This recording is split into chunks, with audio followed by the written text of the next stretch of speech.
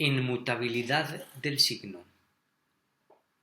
Aquí se revela el lugar mitológico del amo con mayúscula, es decir, donde hay una deliberada intención de dominación y constitución de otros. Digo aquí lugar o posición del amo con mayúscula, no refiriéndome a una persona específica, aunque para que exista dicha posición ha de verificarse alguien particular que la escarmiente, padezca y ejecute. Por un lado, el lugar del amo con mayúscula será el lugar estético que mora cada quien allí donde siente que algo es vero para sí. Y, segundo, se manifestará como intención de afirmar, afianzar y concretar fuera de sí esa convicción. Este es el lugar de la legalidad y de la última verísima palabra que dirime toda controversia, del anclaje que sostiene todo el aparato. Es el lugar do se funge como si Dios es el lugar donde se funge como Dios o su representante avalado. En el ámbito discursivo, el lugar del amo con mayúscula se manifiesta como parte desde la cual se ejecuta una intención, como deseo por congruir un mundo y producir un orden, una utilidad y una posibilidad de ser.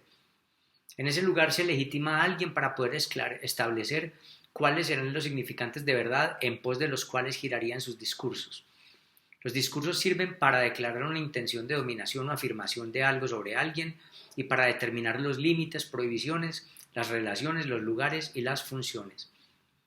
En el lugar del amo con mayúscula se pretende fijar y controlar, en pocas palabras, que el signo no mute después de haber sido pactado. En este local presunto y deseado se ejercería el control de la interpretación. Es decir, se concretarían los límites y posibilidades de la comunicación y comprensión. Este lugar es simultáneamente el lugar de la generosidad y la violencia, pues en él se verifica el deseo de prodigar un mundo, domorar y comprender más. Para que ello sea medianamente posible, ha de ser del mismo modo el lugar donde se controlan los códigos y los significados. Esto es el espacio desde donde, si es necesario, la fuerza de la legalidad puede tornarse en violencia de obligación. Este es el lugar de la fe en la comunicación, entonces. De la fe, de la comunicación posible y de la posibilidad de transmisión de información sin interferencia, ni deformación, ni disímil semiosis o hermeneusis. Para fijar y edificar un mundo, quien funja en el lugar del amo con mayúscula deberá supuestamente pactar con alguien, sino imponerle que algo es algo, que esto será de aquí en adelante estotro. Se pacta no el mero nombre, sino sobre todo, si se presta atención, el ser y la significación de algo atado con otros entes lingüísticos significantes. Por ejemplo, cuando alguien legitimado en alguna posición de autoridad afirma, y de autoridad no quiere decir solo estatal, cuando alguien está convencido de algo y dice, a eso lo llamaremos conejo, puede traducirse como que de ahora en más, eso, el animal real, es y habrá de ser estotro, un conejo. Eso lo explica muy bien en su curso de semiótica general Humberto Eco. Lo que equivale a decir que X es y será Y. Surge el famoso pacto mítico-metafórico, que lo tiene cualquier discurso, incluso el de rebelión, el del activista, cuando dice a partir de ahora se tiene que entender la sociedad de esta manera o vamos a definir la sociedad de esta manera. Pues ahí hay una especie de código o de función metalingüística, diría pues Jacobson. En la afirmación de esto será aquello otro se conviene una vez, la primera, pero una vez estatuido el ser de algo, el amo con mayúscula entra en funciones y no le queda más que obligar y someter con su deontología. Cuando lleguen personas a la aldea o cuando se tengan hijos se les dirá, eso es un conejo porque sí.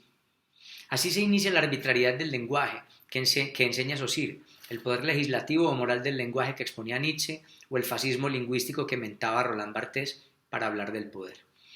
Todos nacemos en un recepto, en una herencia, se dijo. En la cotidianidad, más que ese pacto acartonado institucional, las cosas empiezan a hacer, es decir, las cosas empiezan a decirse y a actuarse cuando la comunidad de hablantes las usa, es decir, cuando legitima, independientemente de si han sido nombradas o no por una institución.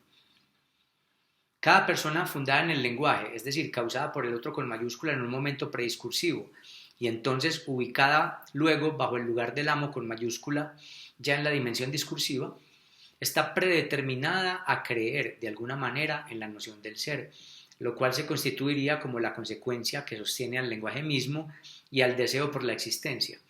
Pues para pensar una idea, para decir algo, para causar algo en alguien, para exponerle algo a un interlocutor, para lograr que algunos destinatarios ayuden o se dispongan en pos de un propósito, ha de fungirse lo que la fundación del otro con mayúscula y el lugar del amo con mayúscula determinan.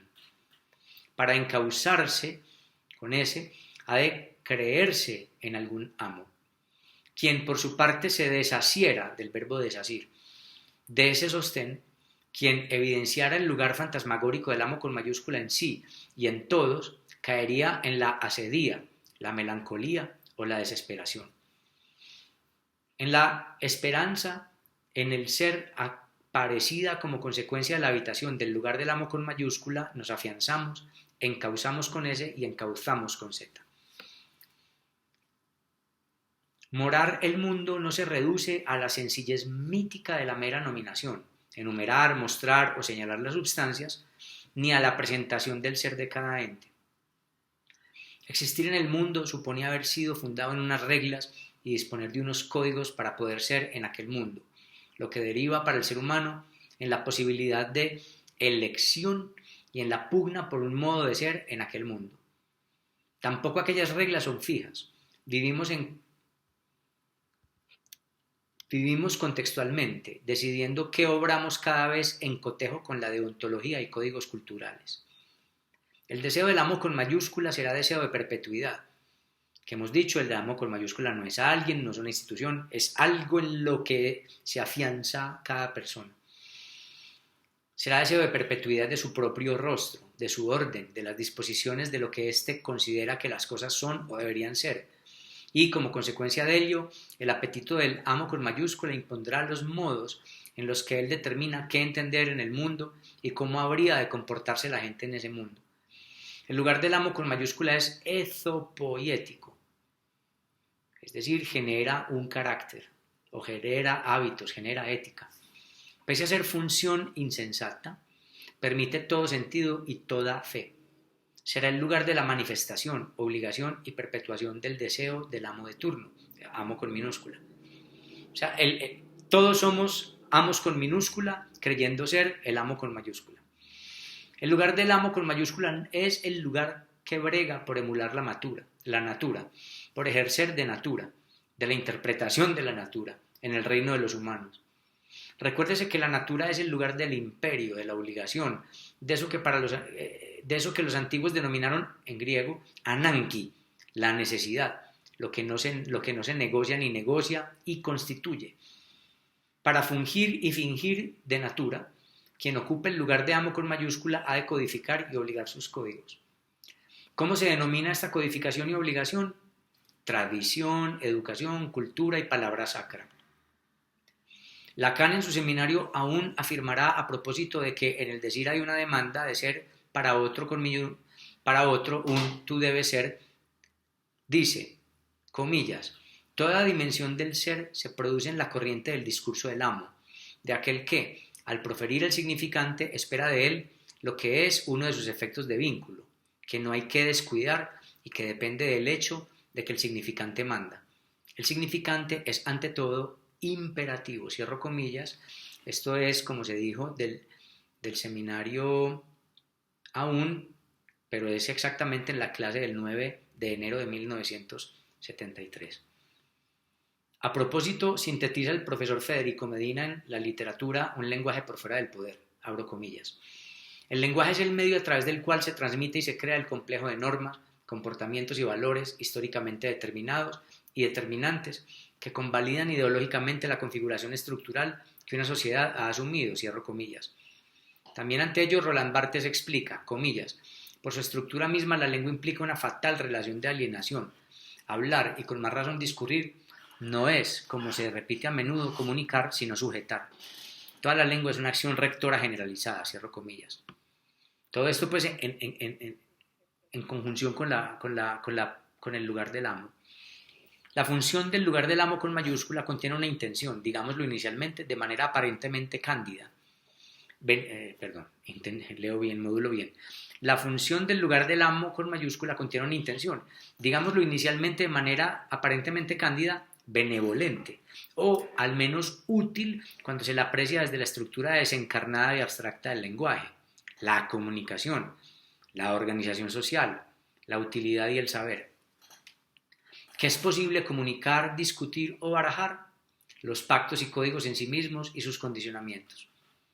Por otra parte, la utilidad nunca es inocente, puesto que tiende a un propósito, la satisfacción de lo que sea que al amo de turno le conviene o le place, la satisfacción de los sujetos que sienten que cumplen o incumplen los deseos del fascismo lingüístico coordinador.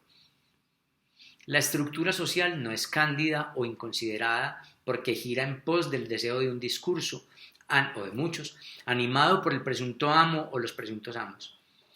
Se afirman las cosas, se las fija para que todos entiendan supuestamente lo mismo de lo mismo, para determinar comportamientos, saberes, odios, amores y prohibiciones, es decir, un ethos. Por eso decía anteriormente que es el lugar de lo ezopoético. Al codificar se pactan el ser y las casillas del mundo. Yo sé que esto es muy repetitivo, pero es como para incluir lo que ya se ha dicho. Antes se habló primero de palabra, luego de discurso y luego del poder, y aquí se están hablando, digamos, de los tres conceptos.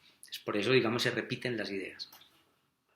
Victoria Camps, en el elogio de la duda, lo elucida así, comillas. Con el mundo social nace la comunicación por el habla. Las cosas necesitan ser nombradas y al tiempo que se ponen los nombres a las cosas materiales, también se crean conceptos abstractos. Se crean las ideas de lo justo, lo sagrado, lo legal, lo decente. A partir de ahí se erigen las instituciones, símbolos, ritos y costumbres que desarrollan el contenido de la legalidad, escenifican la diferencia entre lo sagrado y lo profano, determinan los límites a las formas de interacción social, introduce un nomos, ley, con el objetivo de encauzar un mundo que deambulaba sin rumbo, que no organizaba a sus individuos porque yacía abandonado a los vaivenes y sin propósitos de la physis, cierro comillas. El deseo del amo con mayúscula, de quien funja en ese lugar o a lo que se suponga en ese lugar, se revelará como deseo de univocidad del ser, anhelo de postergación de su propio rostro. Ejerciendo ese lugar, el amo de turno impone sus dispositivos y definiciones. Querer comunicar implicaría querer que todos habitasen el mismo ser, es decir, las mismas verdades, los mismos modos de relación. La tiranía se revelaría entonces como el deseo de una única, exclusiva y absoluta interpretación, en la anulación de los tropos y la polisemia. La tiranía se da cuando quien funge en el lugar del amo quiere que la cosa funcione y ya, que funcione. Eso es la tiranía, querer que las cosas funcionen, conforme con el sentido de los significantes de verdad de quien los ha puesto en ese lugar como amo de turno. La ilusión de la comunicación consistiría en el entendimiento pleno del ser de las cosas que permitiría actuar y ser de determinado modo. La comunicación solo queda lograda como transmisión y codificación de uso de la información, sobre todo en la información o la cibernética. Es decir, la comunicación sería cosa de máquinas o de animales donde el significante no instala el inconsciente, ni la polisemia, ni el malentendido.